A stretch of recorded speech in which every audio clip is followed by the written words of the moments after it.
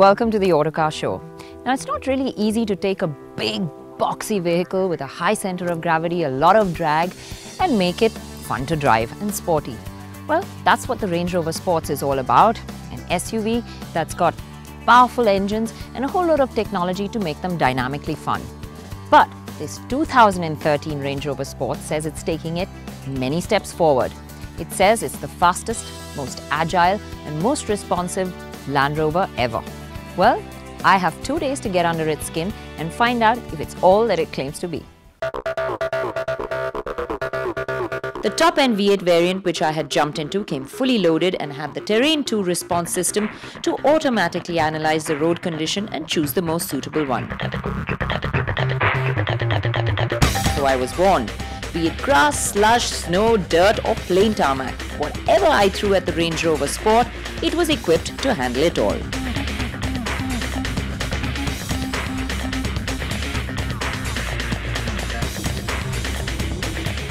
Now, if you're going to get the sports version of some car, you might as well get the top-end engine. This supercharged engine, you could definitely have fun, you know. Put your foot down and that growl of the engine is just delicious. It tempts you to push it, and trust me, you'll run out of place and of courage before this one runs out of power. The beautiful countryside around Cheltenham proved to be the perfect testing ground, with a good mix of narrow winding sections and straight-on highways and some dirt tracks too. The 2013 Range Rover Sport is 55mm wider than before, and it looks huge. But when you get inside, you find that the driving position is great. Now, when I saw this on the outside, I thought, wow, this is big. But it's amazing how once you start driving it, even on narrow country roads, it just wraps itself around you so nicely. It is going to be a bit of a squeeze in Indian traffic conditions, but it doesn't feel all that big from the inside. The supercharged 5-litre V8 model with 503 bhp is very, very quick. Flex your right foot and the muted growl begs you to smash the throttle to the floor. The alacrity with which this engine leaps to life is thrilling, and the 100 comes up in just 5.3 seconds. And that's impressive considering you're pulling 2.3 tons of metal along with you. The corners leap at you quickly, and just as you think it's going to step out of line, the Range Rover Sport hugs the corner and goes around. Get into this car, switch the engine on, and you can ride a wave of torque till you stop. This engine is massive of fun.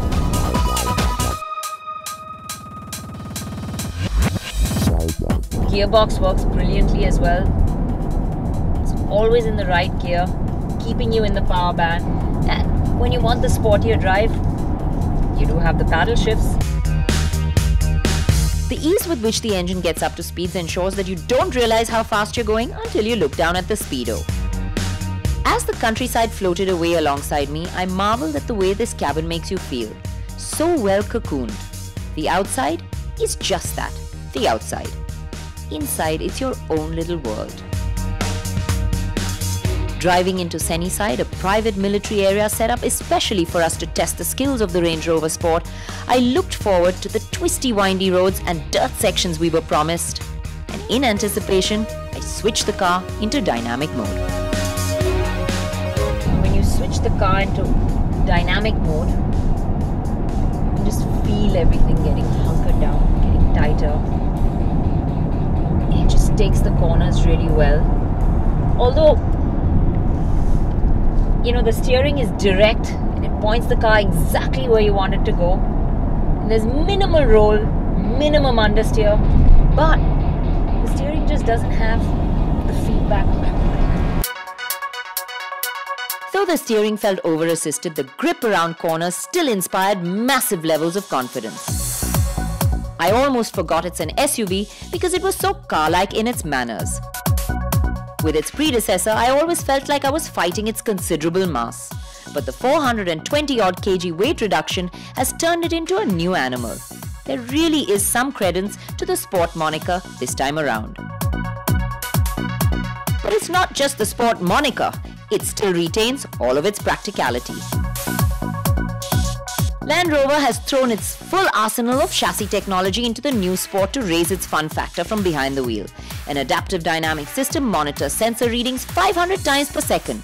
Torque vectoring brakes the inside wheel for sharper cornering, and there are continuously variable dampers and a locking rear differential. It all works away silently so that you can confidently test your limits. This has a host of different terrains that you can set it for. There's inclines, there's gravel, there's snow, and a host of others. But I think putting in an auto is good because it detects the kind of terrain you're in and adapts accordingly. The dirt sections allowed us a little more dynamic action, and despite all our efforts, the RRS stayed firmly put between the edges of the road. Having had our fill of fun, we decided to give the cameraman a shot at some too, and veered deliberately onto the grassy knoll and off the tarmac, through a puddle that we thought was shallow. Well, it got the dust off the car for sure. The day had flown by and it was time to head back. Now disengage the car out of dynamic. Settle yourself on a nice, comfortable cruise down a highway like I am now. And it's amazing how this car wafts you to your destination in just serene luxury. The world outside is just about cut off. It's so silent in this cabin. There's no wind noise, just the muted growl of that lovely V8 supercharged engine. Music to my ears.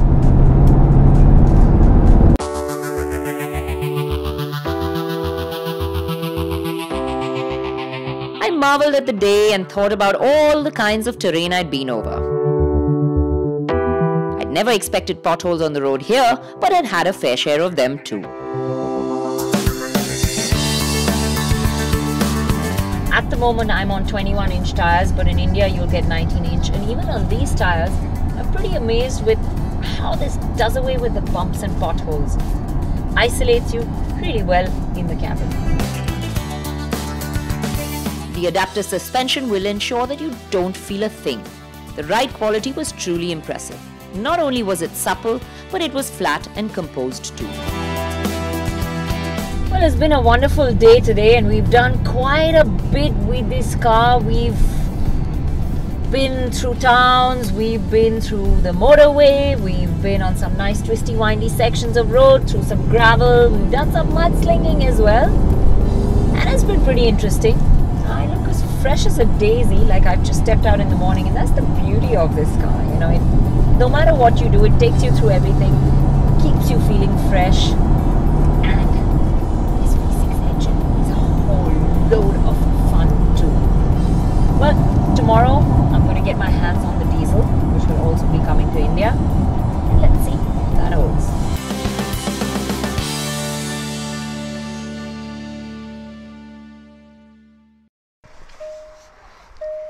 So today it's going to be the diesel engine for me. It's day 2 with the Range Rovers. I've had some time to ponder last night about this car, but I'll tell you exactly what I think a little later. Diesel, you know, this all black and without all the red and the gloss from the other car makes it look a lot more Spartan, but everything else is there, and let's get the show on the road and see what today is all about.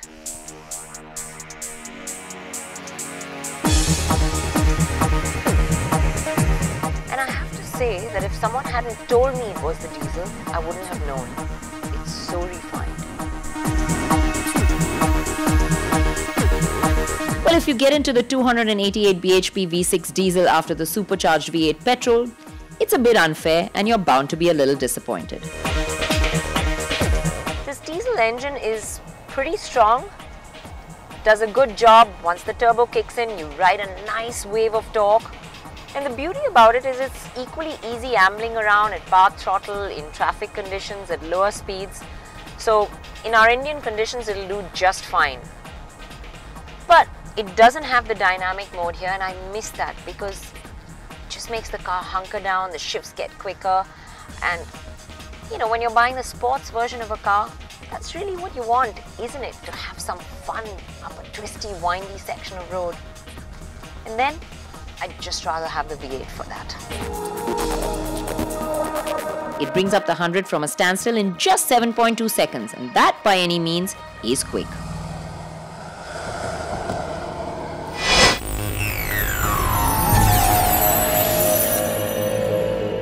Well, they said this morning was going to throw up a few challenges, but that was not what I was expecting.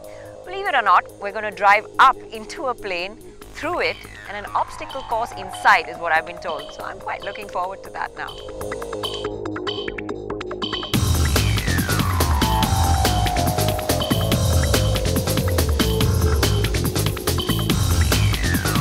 Squeezing past the parked Land Rover, I realized just how well the Range Rover Sport could cope with tight traffic, if needed. It really didn't look that small, but it shrinks itself through some pretty tight spaces. Hey, it's crazy. This is mad.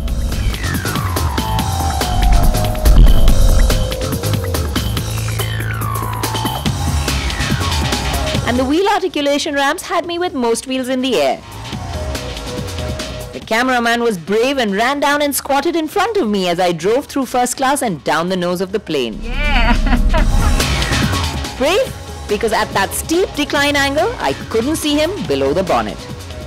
But I was good and I didn't run him over. I've just been on and off a plane. Breathless is what I was after that adrenaline rush, but there was no time to catch my breath as I had a flat-out run, a fast corner and a slalom up ahead. The diesel steering definitely had a different rate because it offered much more feedback, and as I swung the car around, I could feel the road much more.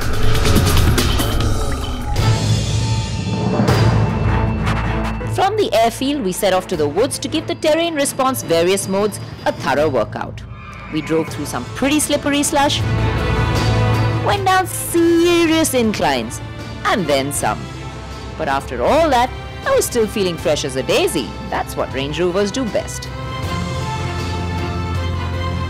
After the mud and slush, it's time to find out if the Range Rover Sport can swim.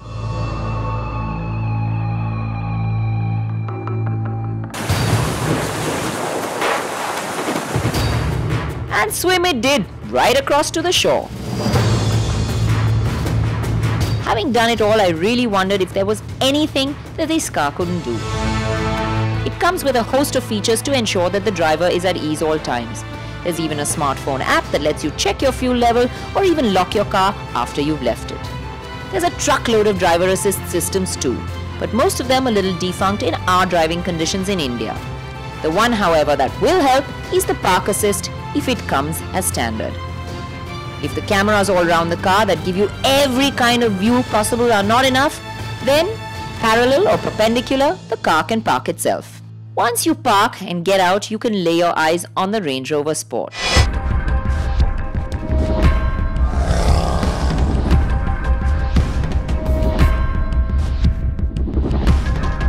The Range Rover DNA is all there, but there's a lot more of the Evoque in the styling now. The floating roof and the wedge shape, although less harsh, give the car style. The square look has become more curved and flowing now, and the Sport uses the all-aluminium chassis of the full-size Range Rover, which has given it a 39% weight advantage over its predecessor. Well, if you've seen the outside, it's got a lot of flair and style to its design, and on the inside, it's pretty much the same too. Now I'm in the top-end V8 supercharged, and obviously you can get a lot of variations on the interior, and this one is red and black. A bit too much of red for me, I think. Gets in your face after a while. But over and above that, the quality, faultless as ever, everything top-notch and loaded as well. Familiar stitched leather envelops you. The buttons and knobs all feel perfect. And there's a smaller, sportier steering wheel at your fingertips. The smart LCD dials are always easy to read. And the only downside was the infotainment system, which compared to its competitors is a little complicated to use. The Sport will come to India this October with two engines, the 5-litre supercharged V8 with 503 bhp and the 288 bhp 3-litre V6 diesel. Ex-showroom prices should be between 90 lakh and rupees 1.3 crore. And if you're the kind of person who likes both the thrill of a fast, sharp handling sports car and the rugged appeal of a proper off-roader rolled into one vehicle, few other SUVs can combine it better than this. Well, over the 2 days, I've put it pretty much through its paces, on-road, off-road, and even in the air, as you saw, on and off that plane. And I found that the Range Rover Sport is all that it claims to be. But if you really want something sporty, the V8 supercharged is the one to have. It's a whole load of fun to drive. But if you're asking me to sum it up, the Range Rover Sport combines practicality and performance in just the right measures.